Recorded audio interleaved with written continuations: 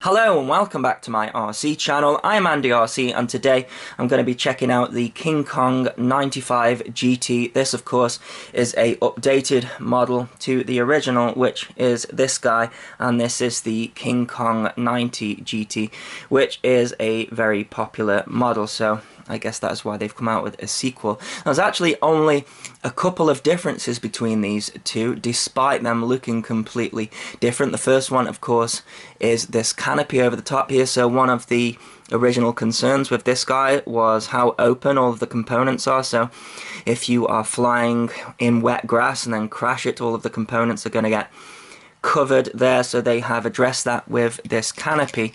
However, you will notice the frame is completely different as well, and I would say that this was a copy of the Atom style frame or the UB130, even though I don't think those companies are related there. So yeah, that's another thing that is different. Obviously the frame, this is the 90 GT, this is the 95, the number relating to the number of millimeters between each motor. But you'll see there at the back, the motors are actually the same length apart, and then it's just the front motors on the 95 GT that are longer to give that dead cat configuration.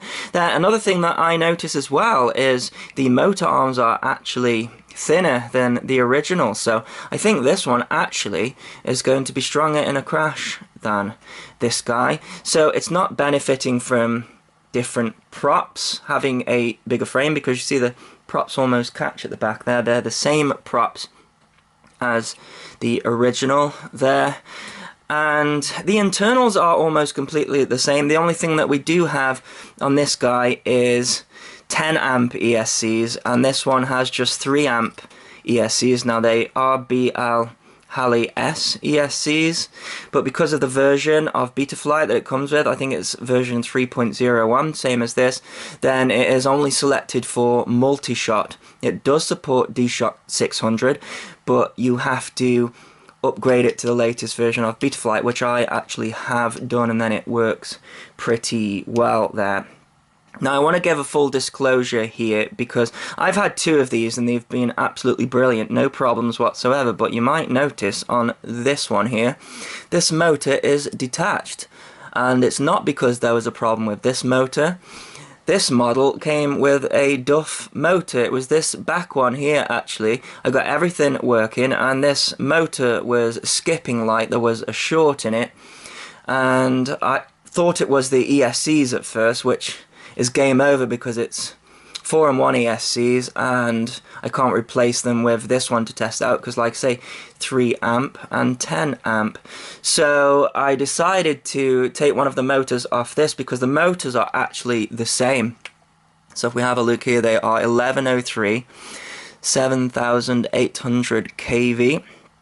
So if we look there, one thing I thought was interesting is this is the motor off this guy here. I actually switched it to the front whilst I was doing testing, and this one at the back here, it actually has a different logo on it, but then if we come around here, this one has got the same logo as the old model, so it seems like it's just been a bit of a mix and match of motors there. But yeah, the fact that this one has got 10 amp ESCs means that potentially it could take a 3-cell battery. It doesn't come with a 3-cell battery though.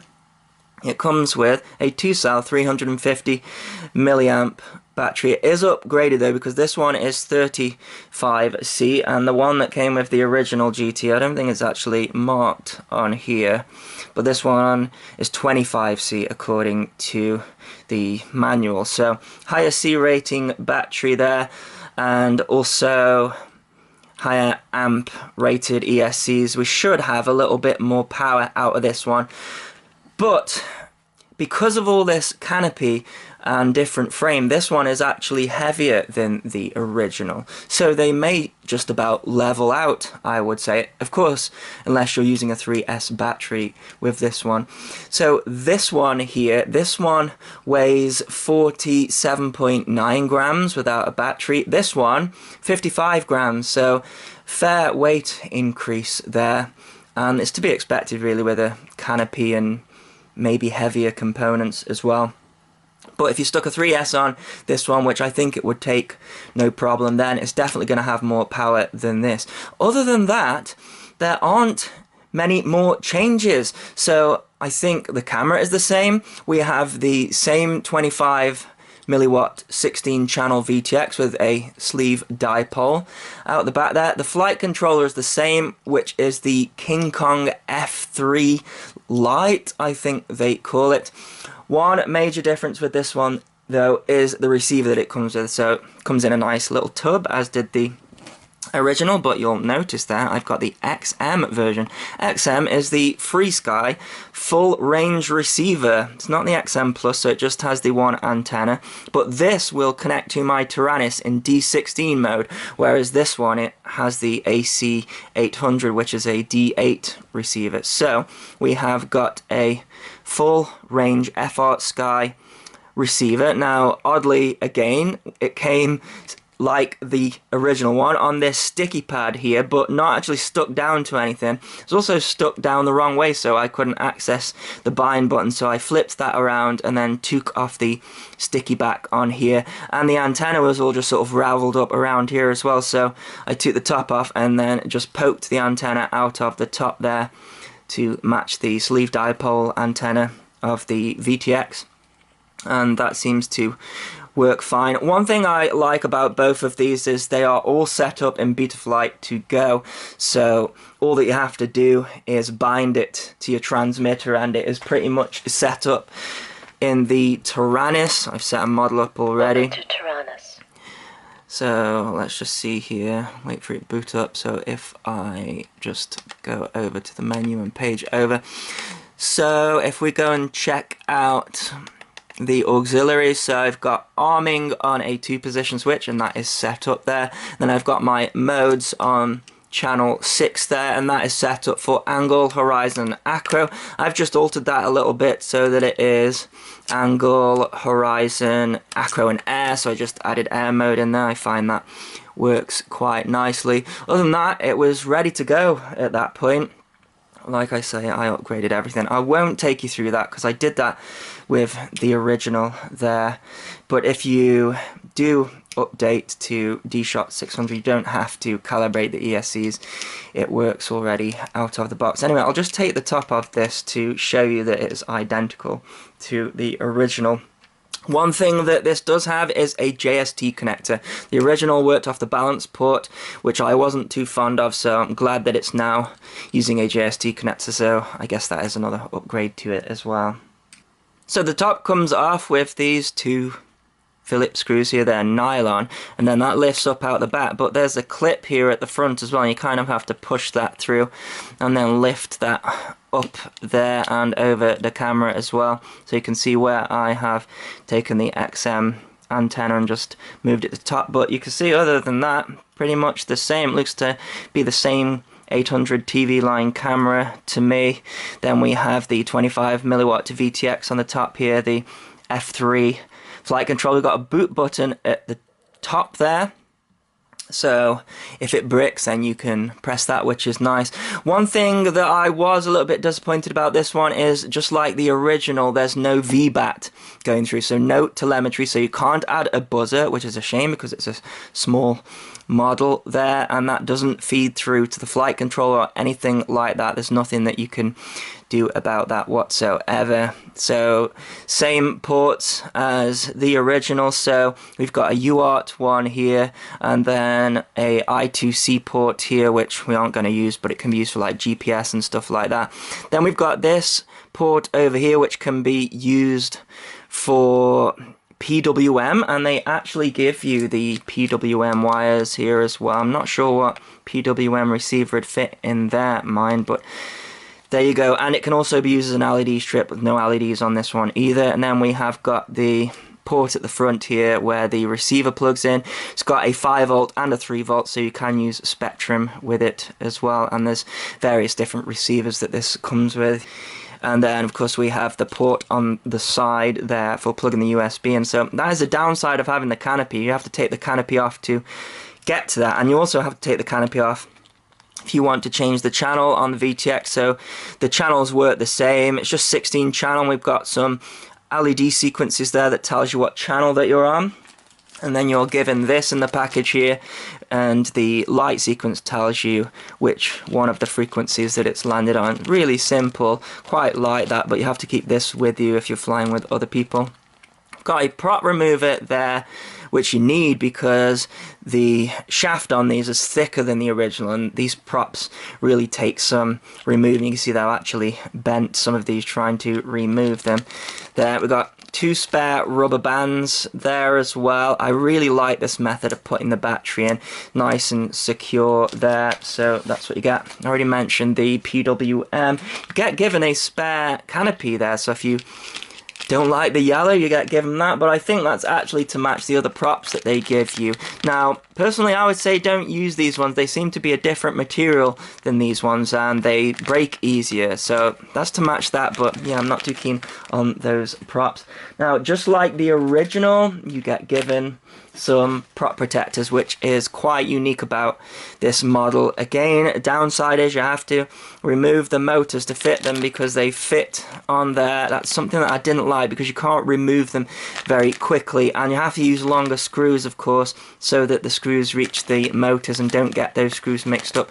Otherwise you could end up shorting out the motors. We've got some little washers there as well so that nothing shorts on the carbon. So we get that, and the canopy and everything. We got some instructions here as well. Now it does show you the Betaflight setup there, which is nice, so I'm not going to go through that because it's all in there. I have changed the PIDs, and I'll see if I can get some optimum PIDs for this model, because it's just come with the stock Betaflight PIDs on there. Also looks like they're going to be doing a RTF version as well with that Futaba transmitter like they did with the Tiny 6, which I quite like actually. So yeah, that is everything that you get with it. Let's go and take it for a fly and see if it can live up to the first model. Okay, let's go for the line of sight test. This is really just to show you the punch of the model. So I'm in an angle mode here. Let's go for a full punch. Yeah, I would say probably about the same as the original there. And I would say not as powerful as the likes of the AR Fun and the AR Fun Pro and the Lizard, but it's no slouch. Let's try a little bit of acro. The tune seems alright. Seems snappy. But these aren't the stock PIDs, by the way, so I will give those to you in a bit. It flies nice. Plenty of power there still. So I think, you know, some people aren't always after an absolute rocket. That can be sometimes difficult to control if you're fairly new to the quadcopter game. I like this one though. I think it would have been nice for it to have a buzzer on there. And of course there's no on-screen display, so it's competing with those guys. But the original was competing with those guys, but it was still a very popular model, and I can see why. Flies great. And you know, no on-screen display or anything like that just means less hassle sometimes. Okay. Let's come in for a landing. Okay, so that flight was done with the stock 2S battery, and this FPV flight is done with the stock battery as well. I've got about a 4-minute flight time, which isn't bad at all, but you might want to stick around because I'm going to be doing a line of sight with a 3S battery and also an FPV flight with a 3S battery as well, and then it becomes a real contender for the likes of the AR Fun and the Lizard, especially when it comes to the power. One thing I wasn't too keen on was the dynamic range of this camera. You can see there, it's a pretty dull day actually, but we have got some dark patches in the corner, and we sort of have like a center spotlight where it's getting its metering from. And one thing I definitely wasn't worried about with this model was the range. You see, it doesn't have a beeper on there, but because we have that XM receiver, it's a full range receiver, so I wasn't getting any dropouts or brownouts. And yeah, really like this model, able to fly all the way around the field, and the reception was pretty good on the video as well, despite it just being a sleeve dipole. Just make sure that you have it going vertical there, and you'll just get breakup when it changes angle or goes inverted. As for the PIDs, I did change them, so I will overlay them here, and you can try those out if you like, but everyone is different when it comes to PIDs, so I would suggest tuning it yourself. I'm just going to do a punch out over the tree on the 2S just so you can see what it's like. So not a huge amount of power, but no slouch either. And yeah, really liked flying this one in acro. Just a little bit of breakup. That's something that you're going to have to put up with for that sleeve dipole, but it's going to be much better for flying specifically indoors. And that's something that I really like about this model, is that you're given those protectors. Yeah, it's not that easy to put on, so I would say that if you are planning to do a lot of indoor flying, then that is fine, but if you are constantly wanting to take them off, then yeah, it's going to take some time to do. It's quite awkward, but it's all nice that you've got the option there. Look at that, plenty of airtime with this model here. Yeah, and able to do all of my maneuvers that I like to do. The camera angle is fixed, so you can't change that. You're stuck with the camera angle. I guess you could maybe 3D print a design for a different angle, because it's just like a little plastic mount there. But yeah, pretty impressed with this one, and even more impressed when you see it on a 3S as well. I just liked how nimble it was on the 2S though. You could just point it anywhere and it was just really accurate, and it felt lightweight. But then when it came to the top of the throttle, it was lacking a little bit, I have to say. Took a little bit of time to gain some height there, and you have to really give it full throttle for it to do that.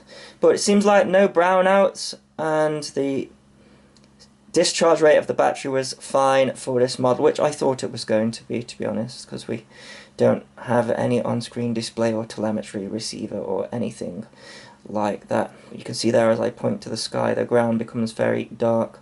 A lot of that is to do with the day that I'm flying on. It's also down to the fact that this camera's pretty old now. It's one of those 3-gram cameras that I have been using for years, and there is a microphone on this as well, but I've turned it off because I find it distracting. But anyways, as I circle around the bin, I'm gonna come in for a landing in a second, and then I'm going to try it on a different battery. Apologies if you got a little bit dizzy from that there, but yeah, just demonstrating the accuracy of this model. Right, so something that you couldn't really do with the last model is add a 3S. So this is a Turnigy Nanotech 450 milliamp 3S. It's a bit of an aging battery now, but it should give us some idea of what the punch is like on a 3S. So again, in angle mode, let's see what it's like. Let's go for the punch. Oh wow, okay, now we have something interesting. Whoa, that is crazy. Okay, so now we are going to be competing with the likes of the Lizard and the AR Fun.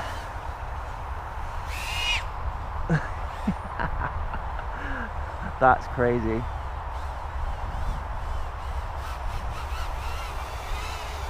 Yeah, try a bit of acro.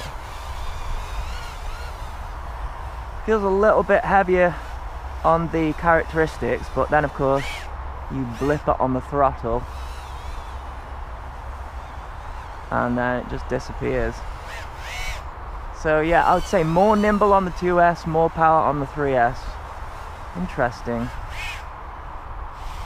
I think a lot of people are going to like this.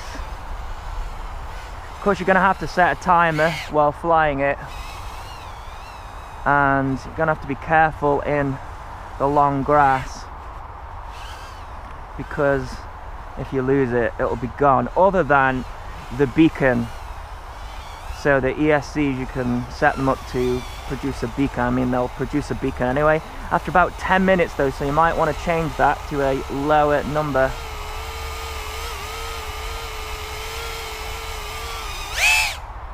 Here's a noisy thing on the 3S as well. No sign of brownouts. So we are powering less stuff with this thing,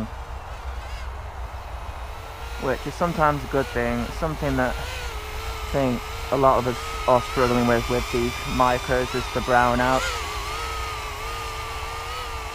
No such problem with this one. Shame about that motor though. But one thing I will say about faulty components is I have paid top notch in the past for the best components and they have turned up faulty. I think I had a Cobra motor turn up faulty once. So it's not always guaranteed. The thing I will say is don't let that put you off buying this model, because it's pretty cool. And if you did have that problem, of course, then just contact customer services and I'm sure they'd sort you out. These motors are pretty cheap anyway. Right, that's pretty cool, so let's come in for a landing. So this is the FPV flight with a 3S, and you'll notice that there is much more power. I don't think it's as nimble as I was mentioning in the line of sight flight. I think that's just because it's heavier, but when you get at the top of the throttle, you certainly have a lot more power to it. So yeah, I'm just going to do my punch out over the tree now, and because the tree gets in the way there, lose some of the signal. One thing I want to mention as well is the batteries that I'm using here. They have a 65C to 130C discharge rate, so pretty high. You need that, otherwise your camera starts to cut out at the top of the throttle with a 3S, so that's something to bear in mind if you're buying this for its 3S capabilities. Another thing that I noticed as well is I think the props are slightly not right for a 3S. When I reach the top of the throttle, I get a little bit of a wobble, and I think that is the props basically being pushed further than they are designed to do so. So I would say that also, if you are wanting to run a 3S on this model, it's probably best that you get maybe some of the gem fans or some of those 5-blade props. I think that on a 3S it will perform much better. But it still flew okay with these props. I was able to do my normal maneuvers, like I say, even more power, so it's then good for things like inverted yaw spins, etc. I was just hoping though that I didn't crash in the grass, because it'd be impossible to find. Loads of hang time with this one. You'll see I'm flipping it upside down there and it just flies forever inverted there, which is pretty cool.